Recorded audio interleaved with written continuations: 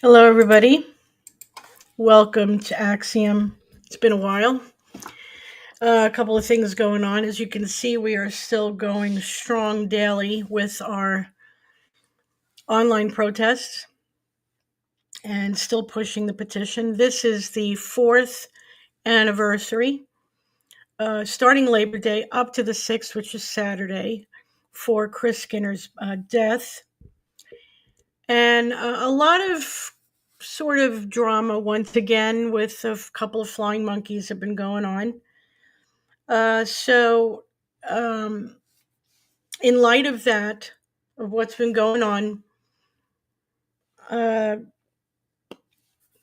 Tamara and the Skinner family have decided to erase their digital footprint and no longer be on social media in regards to Chris.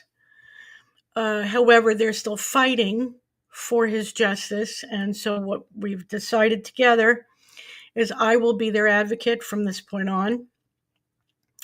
And so that anybody wants to contact Skinner family, wants to ask any questions to the Skinner family, needs anything from the Skinner family, they will have to go through me. I don't think that would be very shocking to most because, I can be very protective over people. And I feel that they need that protection. We will still be pushing out the petition. We will still be pushing out, even the website will be coming back. And so you'll be seeing me pushing that soon. But what I have been able to come across is I've got a couple of things to announce, which that was the first one, becoming the Skinner family advocate on social media, especially. Also to let you know, and you know that this was kind of in my craw, was the Myrtle Beach detective, who I think is a liar or incompetent or both, which both are just as dangerous, no matter how you put it. But he did lie. We heard him lie. And just so you know, even though the truth drips are gone from the Truth Drip channel, I have the truth drips. You know that we went over them, so we still do have them. And so by saying that, we have the proof of that detective lying when he was doing Susie's interview, where he had stated that the Skinner family were the ones who pushed for the reopening of Chris's case, which is a flat out lie. We know that there was public outcry from podcasters. They even mentioned the name of one that was the cause of reopening the case. This had caused a change in the dynamic of the Skinner family, which is just harming that family all over again. Okay. And it's really taken a toll on Chris's mother, who happens to be an elderly woman, and the rest of Chris's family. And we're not going to allow that any longer. Also, I have been able to, I don't have it in my possession to where I could show it, but know of the footage that I have been screaming and yelling about when Chris came into the pool area, went to the chess set area, and then went around the pool. And I have been made aware of the fact that Chris's wheelchair was very jerky and jumpy going around the pool. His own mother, in seeing that herself, because the Skinner family were able to see that footage, had noticed that that was very odd. Almost as if somebody was controlling it. You know how I feel about that, guys. I will absolutely, Sarah, no problem. Absolutely. And we'll always love on that family, always. But I will not allow any drama to make it to their doorstep, the Skinner family. Also, the remote. So I had last talked to you about the remote, and I had said I was going to find out because I have pictures through the FOIA. And of course, once again, deceptive Myrtle Beach Police Department took enough pictures to where you could see every angle but where the remote control would have been located. Of course, why not? So I will tell you where it was located. If you remember where Chris's arm was, where the lever was, which is on the left-hand side, inside the wheelchair, under his arm, was a small little Velcro pocket. And that's where the remote was located. And yes, it has been confirmed that anybody that knew Chris, like his family, uh, it was an expectation of that Chris would have the remote there. Okay, it was always there. There was no reason for it to be moved. But it seems as if, and I haven't gotten a full confirmation on it, but that it was not there on the day that he had passed away. So, where is the remote? Who moved the remote? And that's the question to be asked. Now, what I did was I was able to video with the family. I was on a video call with the Skinner family. And I held up a couple of remotes. I says, well, was it this size or was it this size? And I got to tell you, because I have a couple of remotes in the house, like most people. And the one that I held up looked very similar to the one that's inside the bald headed guy's hand. So I'm not accusing anybody of anything, but there you go. Make that out of what you will. This week, however, we're, between Tamara doing her dissertation, between the Skinner family, really, this is the week that they are grieving Chris. It's always going to be Labor Day, no matter what it falls on, up to the 6th. It's going to be a very emotional time for the Skinner family. So this week we are going to focus on remembering Chris, and that's why I had made those videos. And if you want a copy, all you got to do is email me. I'll put my email up right now. I will send you a copy. EU6780 at protonmail.com. I just have to check my spelling. How does that look? Okay. And there you go. And I will put it up on the screen for you all to see. EEU6780 at protonmail.com. If you want a copy of the photo, you want a copy of the video, I will absolutely send it to you. I mean, if we're connected on Facebook, all you got to do is ask me and I'll give it to you. So there's that. And so, yes, we are going to spend this week on just remembering Chris and pushing for his justice. And then starting Sunday, we will go back to fighting. And I'd like to be able to cover the 22 truth strips that are already out. And I think I told you guys that I was going to do that. And so we will do a full show on that since we have them. Okay. The other thing is, now I've spoken to someone, her name is Ashley, and I think I'm going to have her on the show. It hasn't been confirmed yet, but I spoke to her. I think it was earlier this week. Yeah. No, it was last week. Sorry, guys. I'm a little wackadoo right now. And she has what seems like, I haven't really had it confirmed yet either, some sort of proof that John Paul Miller, remember, he took the phone away from Micah early 2024. It was around February when she went into the hospital. He took her phone, he took her watch. And that, of course, was attached to a phone number.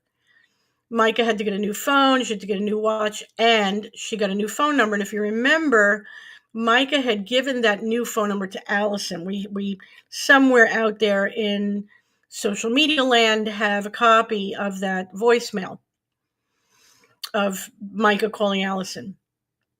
Well, this girl, Ashley, was able to find out, I don't know how, that the 911 call that was made on April 27th, 2024, allegedly by somebody saying that they were Micah, was made by the original phone that Micah had, meaning the old phone number.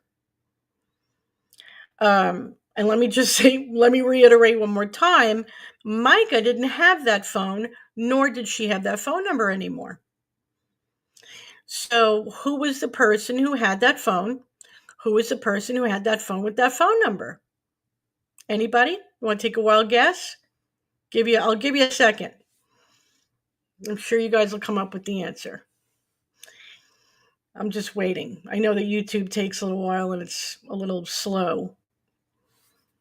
But I think you guys know who it was. There you go, John Paul Miller. And so, the feds are working tirelessly. I got to tell you, I have heard that even as just as recent as last week, they're still interviewing people. They're still talking to people. And of course, now there's this new investigation they're involved in with Chris Skinner. So the wheelchair has been located, by the way. I've heard that we do know where the wheelchair is. And if we know where it is, then of course the feds know where it is. So since the wheelchair works, obviously, because it was donated, let's pray that they will be able to retrieve data from that wheelchair. And that's all they need. They just need to know that the remote control was used on September 6, 2021, within the hours that Chris went into that pool, and we are done.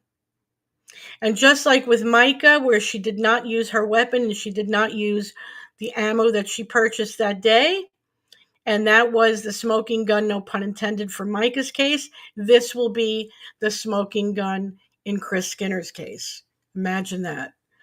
So God is so good. He is not going to allow these people to get away with anything, which leads me, it was a great segue to the next thing I was going to say, which is, if you haven't noticed, if you've had your head in the sand, there is military activity going on in major cities right now. They started in LA, and this is very important in regards to what we're talking about. They started in LA. They are still in Los Angeles. Don't let anybody fool you. They have not left. And this morning, they are now in Chicago, and they are now in New York City. I also heard this morning that they're on the list, because there's about 18 or 19 cities that were on the list. South and North Carolina are part of those lists. Or they're on that list. Now, I'm sure there's more than one city in South and North Carolina than Myrtle Beach, but I'm praying, putting my little hands together and going, Lord God, let it be Myrtle Beach. And so most people believe, because, mainstream media likes to lie, that they're only going into these areas for illegal immigrants. They took care of the illegal immigrants, everybody. Yes, there's still some of them out there, but they're getting rid of the major crime. And what is the major crime? Trafficking. They're making a lot of trafficking arrests. So, and they made major trafficking arrests, if you remember, when they took over DC. So what do we got now? We got LA, we got DC, we got New York City, and we got Chicago. Okay. Seattle, of course, is going to be on there. Portland is going to be on there, no doubt. I don't know about Philadelphia. I don't know about Dallas or any of those other cities in Texas.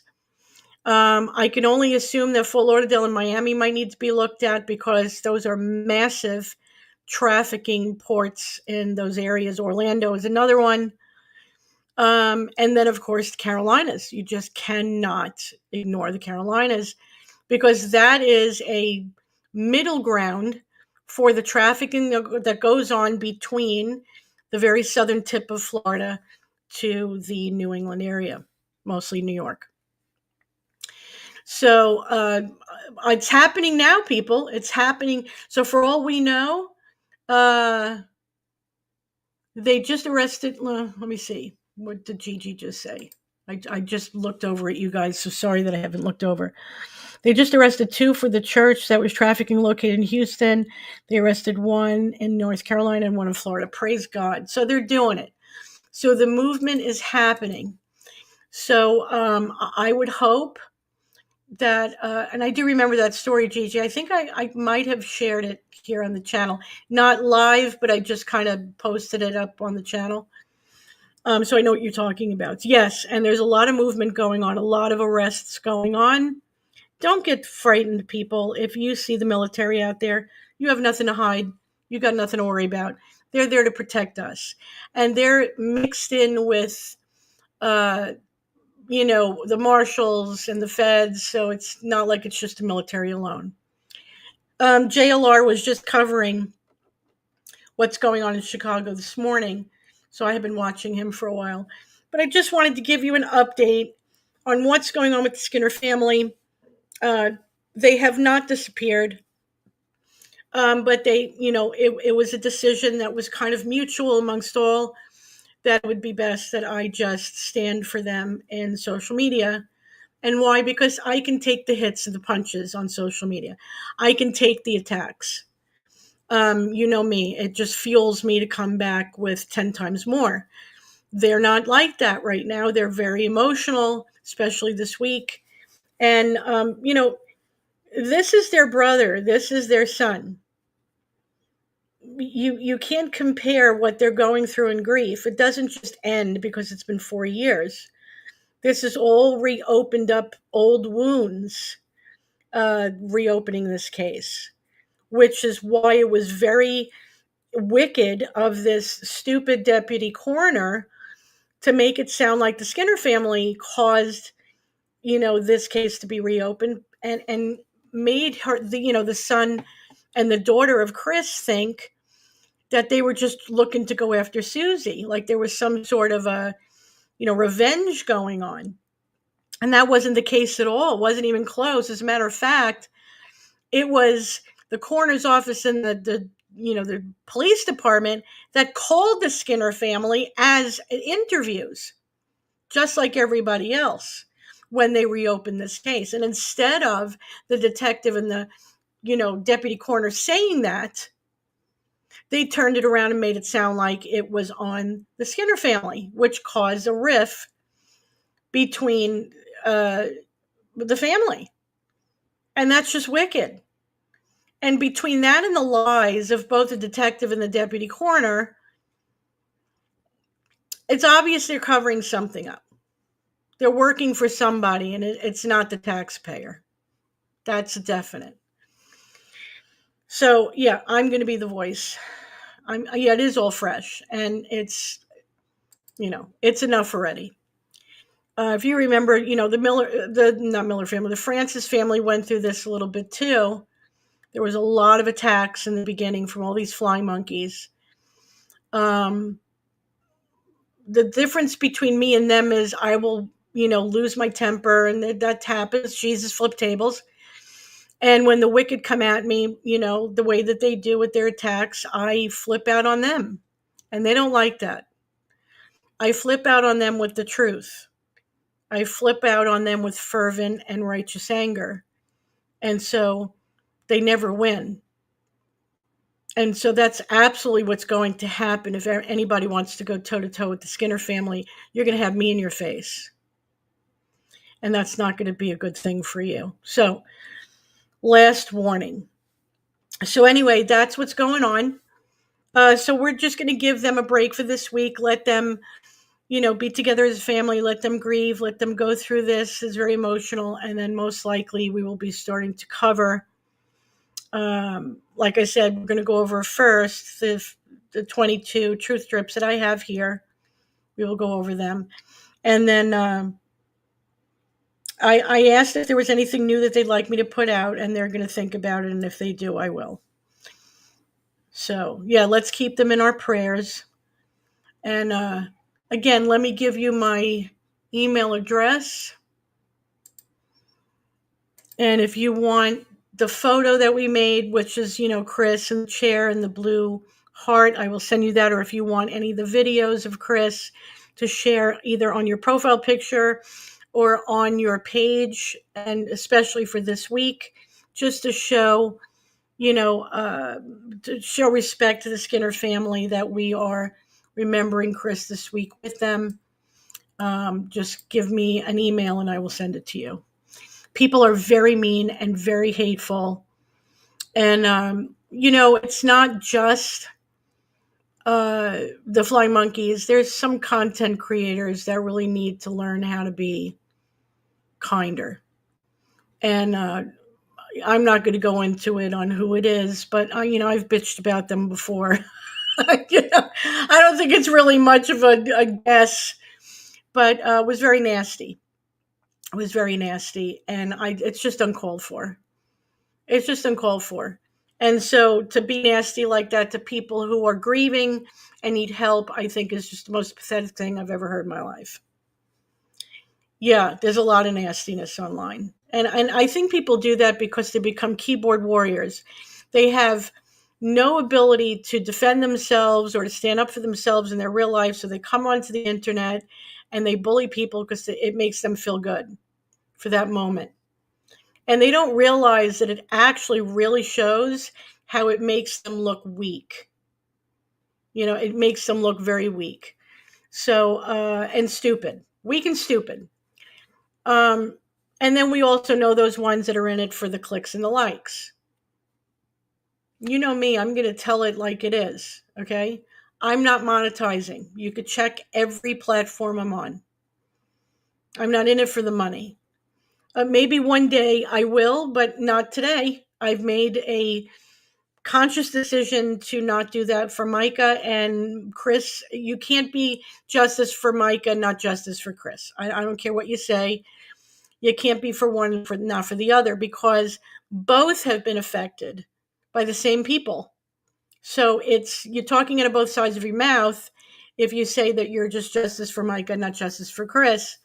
And there are some people saying that, believe it or not, just to be mean, and so enough already. So that's why they'll have to go through me. Yeah, there's a lot of bullies and mean girls. Absolutely. Yes, they are both victims of the same people. It would make no sense for them, and anybody else that's been victimized by the Millers, that's important to know too. There's a lot of victims out there that haven't even come forward yet, that are still with us. And then, don't forget the Gobbles. I mean, that hasn't been really solved either, So, and who knows who else we can attach to that. We got Reverend Seville. We've yet to go into Jerry Seville. So, and then, other people as well. But let's deal with Mike and Chris at the moment. And like I said, this is the week that remembering Chris. That's what we're doing this week. So we'll just keep that up. But I wanted to give you a heads up on what's going on. I'm still haven't updated, as you can see in the corner of my friggin' screen, the streaming thing yet. I had to fix something on my car last week and all the money went towards that. So I will fix that this week. So whatever I do on YouTube, I have to separately upload onto Rumble. And after I get off of here with you guys, I'm going to go over to TikTok and make the same announcement. So, yeah, it's true. I'm going to put that up. Yeah. Yes, and that's the whole thing. And thank you for saying that, because that's very important. There are people in Horry County who have been negatively affected by the corrupt government, the corrupt police department, the corrupt coroner's office, all of the corruption that's there. And they have their own stories. And we don't want them to feel afraid to come forward. So when they know that there's somebody like me that's going to, stand up for them on social media, maybe that makes them feel safer.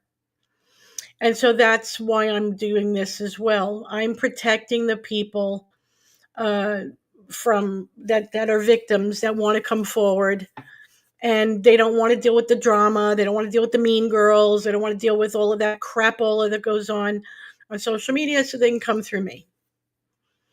And that way the truth gets out no matter what happens. And I fear nobody. I only fear God. I don't fear man. So that's it. And me too, KZ. Absolutely. Me too. I do too. And let's just pray about it. Hey, Veronica, what's up? So that is the announcement for the afternoon. And you will hear from me until you do. And like I said, I'm going to jump over to TikTok real quick. But until you do, please stay safe. Please share the online protest. If you haven't been able to, or you don't know how, either copy or paste or just click share on any of the platforms, because I have them on all of them. Make your own if you want.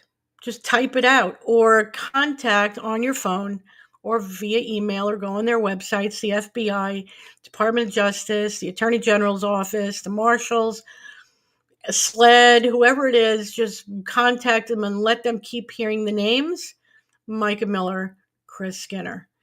And that way we keep them on their toes, and hopefully we will see something wonderful come out of all of these cities that are being taken over by martial law right now. And like I said, don't be afraid. They're here to protect us from the crime that's been going on, for a long time, and people have gotten away with it, and too many people have been harmed by it. So there's that. Okay.